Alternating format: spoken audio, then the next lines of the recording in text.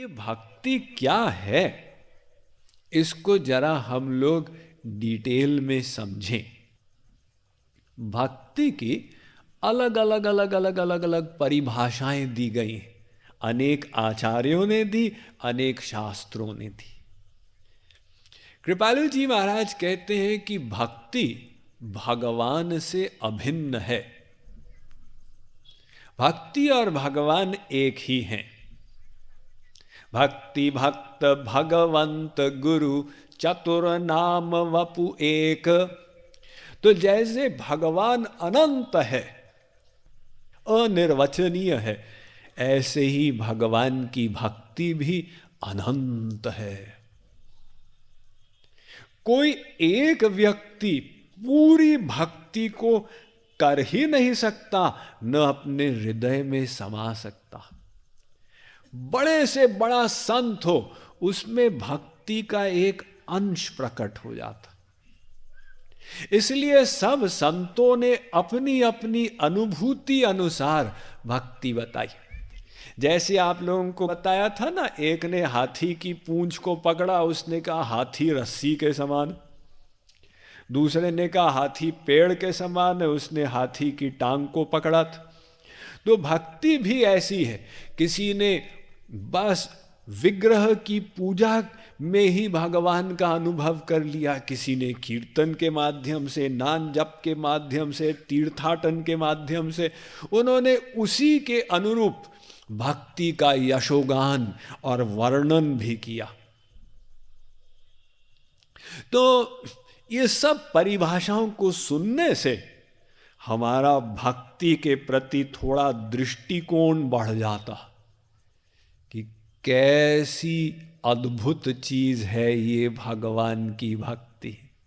वेद का गोपाल तापनीयोपनिषद कहता है, भजनम भक्ति ही भजनम नाम रसनम।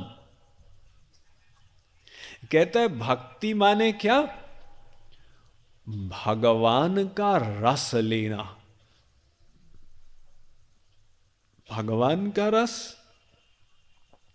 जैसे गाय भैंस चारा चर लेते हैं, फिर 1 घंटे बाद बैठ के उसका रस लेते रहते हैं। तो भगवान का रसास्वादन हम करें, ये भक्ति होगी। अब भगवान तो अनंत रस से युक्त हैं, वे रसो वैसह हैं। अगर हम उनको अपने मन में लाएंगे, अर्थात अपने मन को भगवान में लगाएंगे, तो हमें भगवान का रस मिलेगा। कितनी मात्रा में रस मिलेगा, इसमें एक बारीक साइंस। जितनी हमारी भक्ति होगी उतनी मात्रा में मिलेगा। ये भगवान ने एक वहां पर कैच रख दिया। किसी की कोई भक्ति नहीं है तो प्रवचन सुनने में उसको कोई रस नहीं मिल रहा।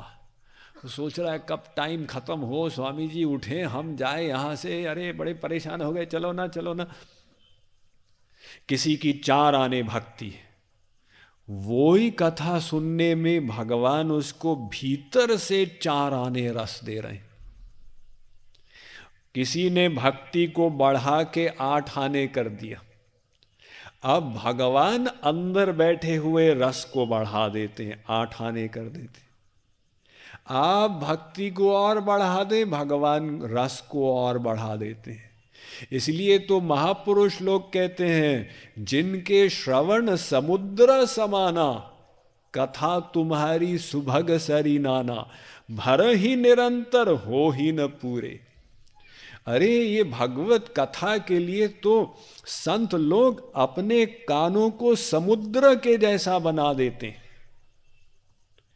वो समुद्र, उसमें नदियां पानी भरती जाती हैं, किंतु समुद्र फिर भी वो और भरता नहीं है, जितना डालो उसको ग्रहण करता चला जाता।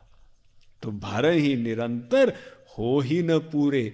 ये जो संत लोग कहते हैं इसलिए क्योंकि उनकी भक्ति बहुत बढ़ गई, तो भगवान ने कथा रसानुभूति को बढ़ा दिया।